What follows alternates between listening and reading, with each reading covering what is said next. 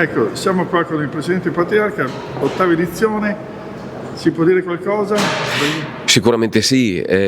la edizione speriamo più bella, più importante, più coinvolgente, perché sia gli atleti e le atlete saranno come sempre di altissimo livello, ma il format che abbiamo scelto con il coinvolgimento diretto, con le sfide, con i contest fra gli atleti e le atlete a livello mondiale più giovani e più promettenti, sarà qualcosa che entusiasmerà il pubblico. Anche i testimonial, come nostra tradizione, saranno di altissimo rango sportivo, ovviamente, perché oltre all'amico di Udin Jump, Xavier Sotomayor, primatista al mondo con 2,45, quest'anno abbiamo il grandissimo piacere di avere un atleta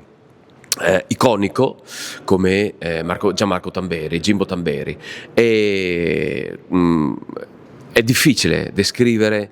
cosa rappresenta Jimbo per tutti noi. È sicuramente un atleta tutto tondo per come ci ha fatto vivere le emozioni incredibili da Tokyo in qua e anche prima, ma una persona splendida, una persona e un atleta capace di coinvolgere soprattutto i giovani.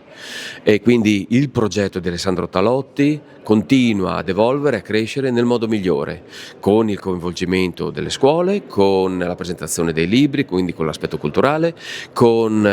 un lato sociale importantissimo e con il trionfo della bellezza del gesto sportivo.